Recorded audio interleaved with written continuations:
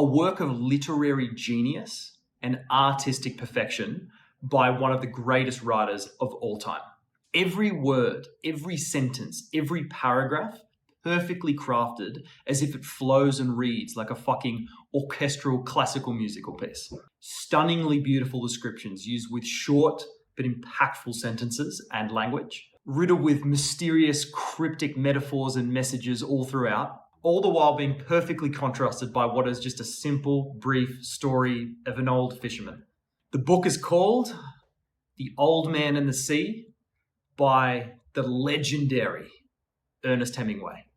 Now, let me break down all of that and why this book and piece of work is so special. So The Old Man and the Sea is one of Hemingway's major works, and it's a very short novel. It's simple. It's basically about an old Cuban fisherman which goes out to catch an enormous marlin fish. Now, Hemingway revolutionized writing in the way that he uses very short and impactful sentences, and particularly uses the word "and" a lot at the start of sentences, which people never did before him, but in particular in the middle of his sentences continuously to connect them to each other, which gives the piece and the writing this beautiful, almost hypnotic sense of flow, to where it almost sounds like it's a musical orchestral piece. And where I got this concept from was a documentary by Ken Burns on Hemingway.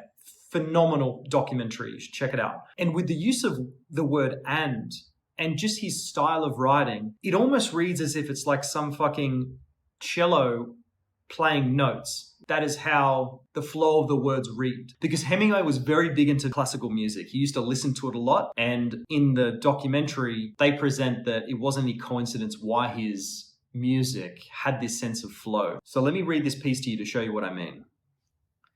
He knew he was beaten now finally, and without remedy. And he went back to the stern and found the jagged end of the tiller would fit in the slot of the rudder well enough for him to steer. Just listen to the flow of those fucking words. As if, imagine it's just like a cello playing these, like playing notes is how the words read. He knew he was beaten now finally, and without remedy.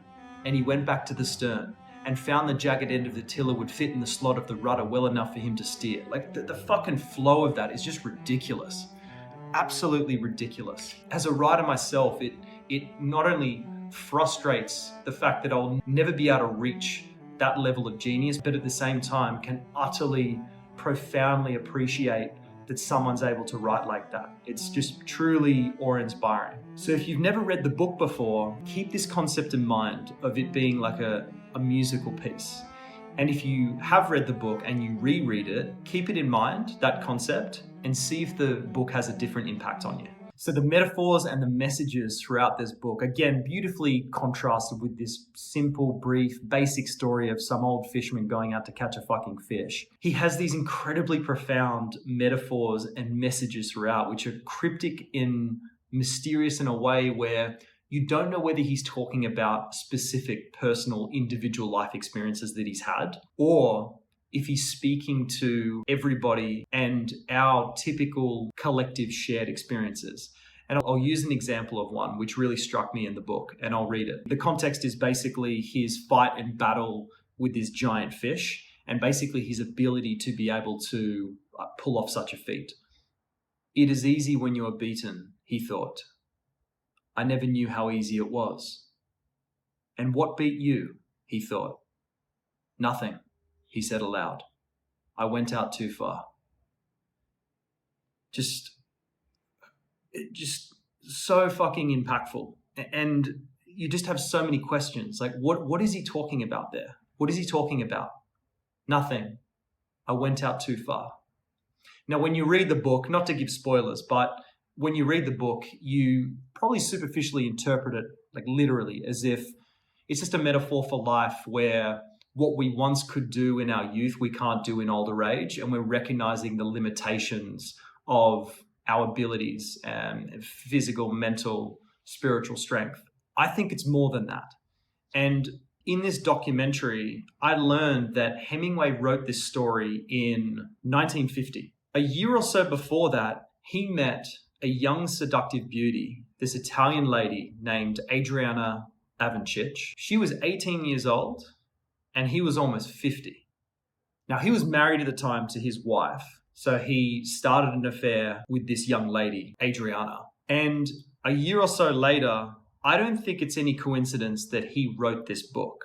And that's what I think this metaphor, I went out too far, is referring to. I think it's about this woman.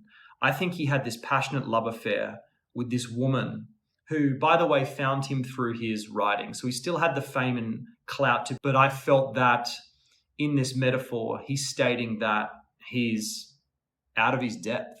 He's gone out too far. He's not able to potentially tame or handle this fish. So that's the way I interpreted that phrase. But I'm interested in the comments to see how you guys interpreted that, if there's any other things that struck you.